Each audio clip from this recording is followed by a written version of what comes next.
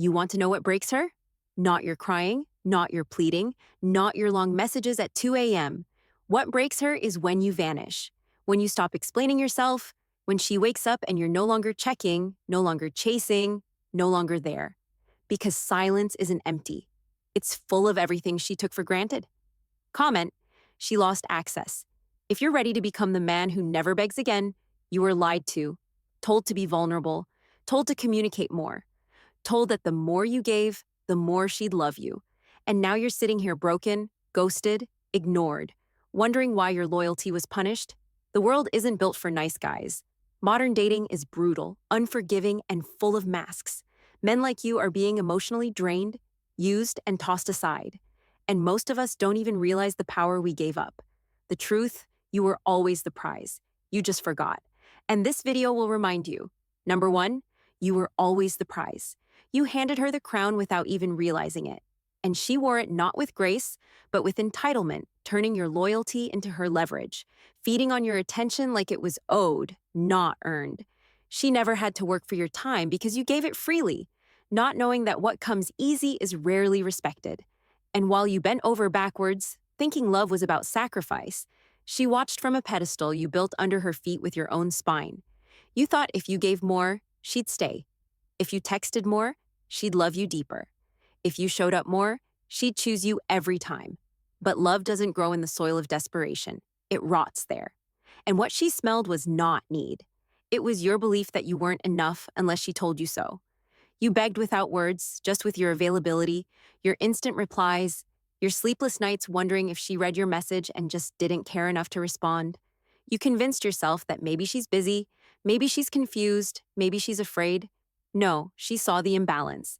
She felt your desperation, and she backed off because people only value what they fear losing, and you made her feel like you'd never walk away. Like no matter what she did, no matter how distant, cold, or disrespectful she became, you'd still be there. That's not love. That's surrender. That's handing over your crown to someone who never earned it, never asked for it, and ultimately threw it aside when she got bored of playing queen. You were always the prize.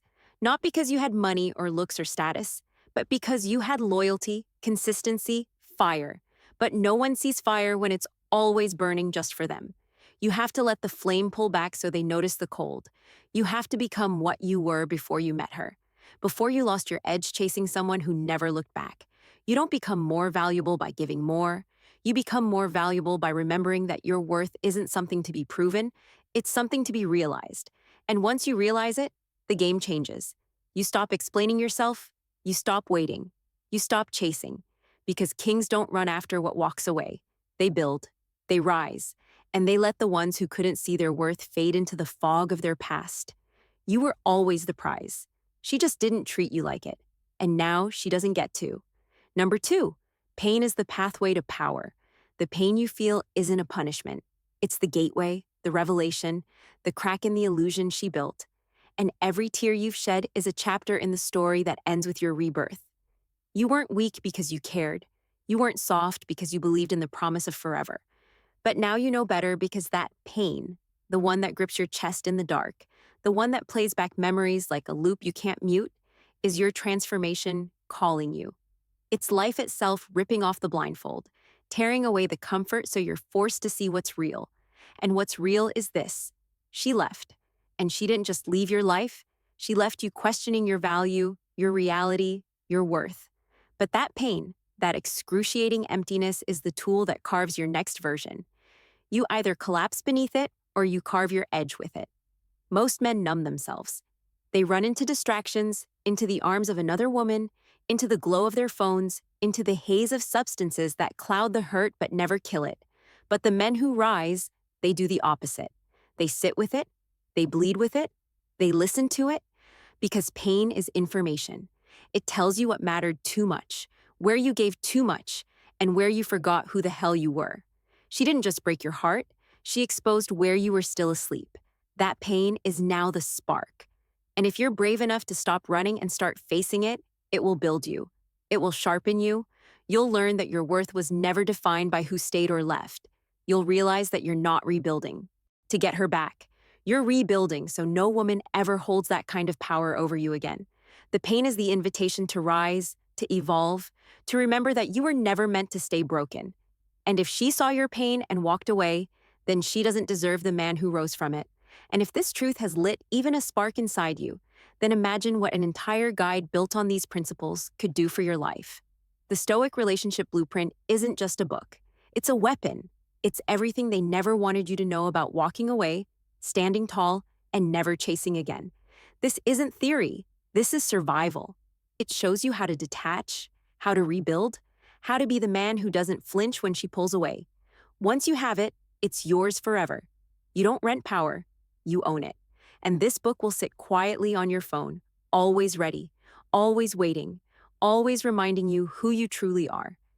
If you've ever stayed too long, begged too hard, or broken yourself to keep someone who wouldn't even text back, this is your answer. This is your beginning. Click the link in the comments and grab the weapon they never wanted you to have. Number 3, no contact equals maximum impact.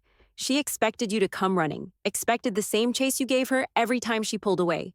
But when you did nothing, when you chose peace over proving, it created a void she couldn't ignore, a void louder than any word you've ever spoken.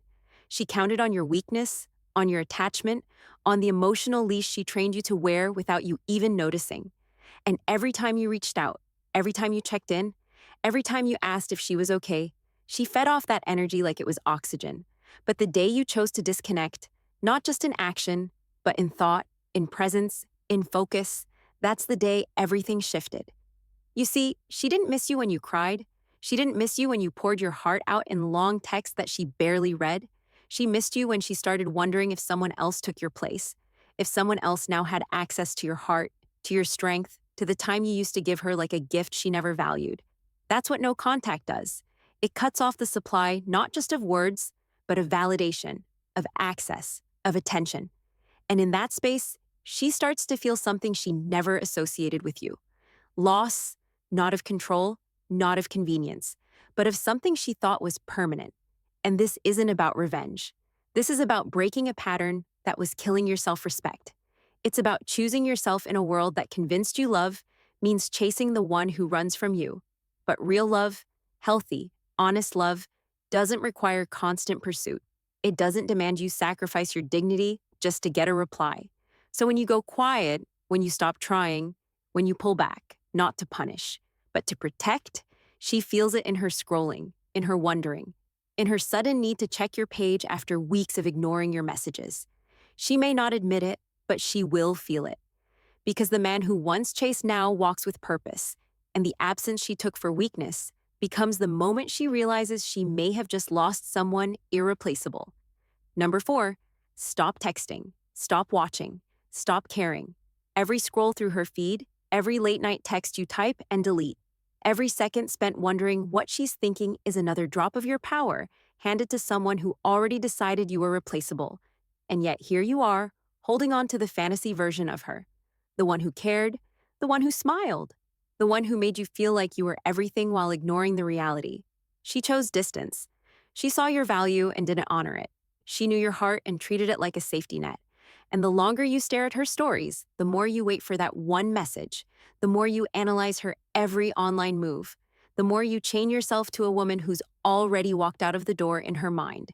This isn't about being strong. It's about being free. Because you'll never find peace in a place you lost yourself. You'll never rebuild your confidence while you're still playing detective in her digital life. You have to cut the cord, not because you hate her, but because you finally love yourself enough to stop bleeding for someone who won't even give you clarity. And yes, it will hurt. It'll feel like detox, like your fingers are rebelling against your mind every time you stop yourself from typing one more message. But that discipline, that's the beginning of transformation. Because every moment you don't check, every time you let her wonder instead of feeding her ego, you get a little stronger. You come back to yourself and eventually the pull fades. The memories lose their grip and you start to see her for who she really was. Not the highlight reel, but the reality. The woman who needed you to chase just so she could feel wanted. The woman who stayed connected just enough to keep you hanging. You deserve more and you'll never get it while you're still watching, still waiting, still hoping. Log off. Delete the thread. Free up the space she never earned. Because the moment you stop giving her the audience, her act falls flat. And in the silence she left behind, something new grows. You, the man who doesn't just survive heartbreak, but rewrites the script entirely. Number 5. Flip the narrative. She starts chasing. When you stop feeding her attention, when you cut off the validation supply she relied on to keep herself emotionally inflated, her world doesn't just quiet down. It starts questioning itself because you were the consistent rhythm she took for granted, and now that it's gone, the emptiness isn't just noticeable, it's deafening. She never respected what was always available, and the moment you remove yourself, not with anger, but with indifference, it creates a vacuum where her ego once thrived. She expected loyalty on demand, interest without effort, affection without reciprocation. But now that the faucet has been turned off, now that you're no longer the emotional backdrop to her life, the fear sets in. Not the fear of losing you, but the fear of losing what your attention gave her. Significance. She may act like she's fine. She might post more, laugh louder, show up looking better than ever. But every move is calculated to provoke your response because the game changes when you stop playing by her rules and rewrite them without even announcing it. When you stop proving your worth and simply live like you already know it, and she can feel that shift before you even say a word. It shows up in your lack of reaction, your focus on your own lane, the absence of energy that once orbited her unpredictability like gravity. And as days go by and the silence lingers, it does something she didn't anticipate. It makes her doubt herself. She'll wonder if someone new captured your attention. If you finally saw through the emotional games, if you stopped seeing her as the finish line and started seeing her as just another checkpoint along the way. And in that wondering, a fire ignites that she never felt when you were chasing her, because now you're the one she has to figure out, the mystery she once thought she solved. And women don't chase when they're in control. They chase when control slips through their fingers. This isn't manipulation. This is restoration because the man who spent months begging for consistency now walks with conviction. And when she sees that you're not just pretending to move on, but are actually becoming someone better without her, it rattles her because the attention she got from you for free is now something she has to work for. And most aren't willing to admit that what they lost was better than what they thought they deserved. But when you flip the narrative, she starts to see it clearly because value doesn't need to announce itself. It just stops showing up, and suddenly what was once overlooked becomes unforgettable. Number 6, you become dangerous when you're emotionally in control. True power isn't in how loud you get or how much you chase, but in how little you react, in the way you carry calm like armor while everything around you tries to provoke the old you to show up. And when you don't take the bait, that's when you truly own the moment. She expected the meltdown, the outburst, the emotional confession, because that's what she's used to. Men folding under the weight of withdrawal, collapsing when their worth is questioned. And the moment you stop playing that role, the script breaks. She doesn't know what to do with a man who doesn't flinch, who doesn't chase, who doesn't validate her every cold move with a desperate attempt to win her back.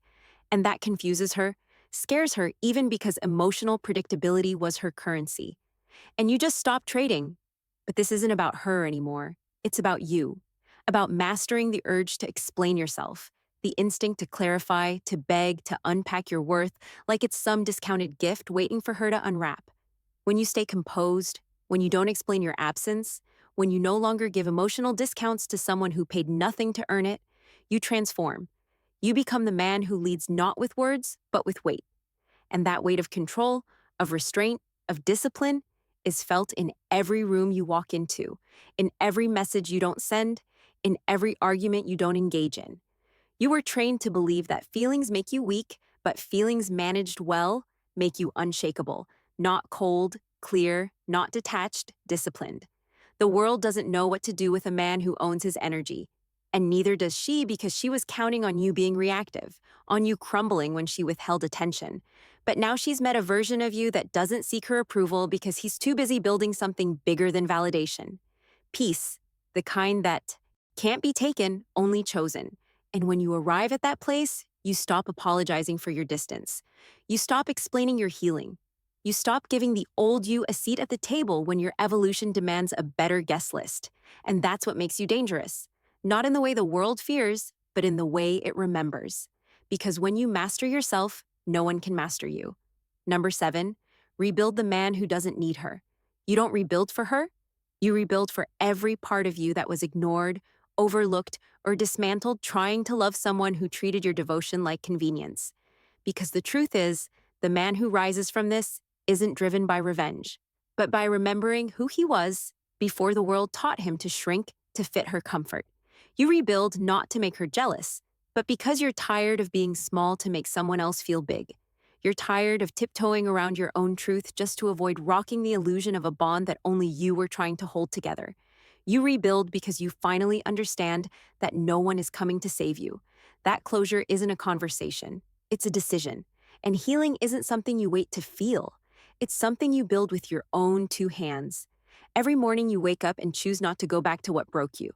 You go to the gym not to be noticed, but because every rep is a vote for your return. You read not to impress, but to strengthen your ability to think clearly when chaos knocks. You build routines not to distract yourself from her, but to anchor yourself so deeply in your own power that the thought of chasing someone who once discarded you feels absurd. You rebuild because the version of you that allowed half love is no longer welcome in the life you're creating, because that man, the one who stayed too long, tolerated too much, apologized for existing. He served his purpose, but he's not invited into your future. You rebuild because life didn't break you to bury you. It cracked you open to reveal that you were living too small, too quiet, too afraid of losing someone who never feared losing you. And now that you know that, you can't go back. You don't need her closure, her explanation, her sudden epiphany that maybe you were worth it all along. You need action, your discipline, your silence. You need to build habits so ingrained that even if she texted right now, even if she cried, even if she begged, it wouldn't matter because your path isn't behind you anymore. It's straight ahead. You rebuild not to prove anything to the world, but because your peace, your purpose, and your pride are worth protecting. And when you rebuild from this place, something changes in your energy, in your eyes, in your posture. You stop hoping she'll notice. You start realizing she doesn't matter because the man you're becoming doesn't ask to be seen. He's undeniable. He doesn't seek validation. He creates impact. He doesn't wait to be chosen. He walks in as the choice. And that version of you, he's not just healing. He's unrecognizable. If something in your soul finally woke up while hearing this, then don't go back to sleep. Don't return to the woman who made you question your worth. Don't sit around waiting for the apology that's never coming. It's time to build a version of you that no woman ever forgets and no situation ever breaks. And if you've had enough of sacrificing your peace for people who never earned your presence, then you already know what to do. The Stoic Relationship Blueprint ebook is now available. Built for men who are done begging, done chasing, done bleeding for women who only came to take. It's raw, it's unfiltered, and it's exactly what most of you were never taught. It's in the comments. Go get it now because what's inside will save you years of heartbreak, self-doubt, and wasted energy. This is your moment to finally understand how women really think, how to reclaim your power, and how to become the kind of man that's remembered, not used. Like the video, subscribe to make sure more men hear this truth, and comment, "I choose strength."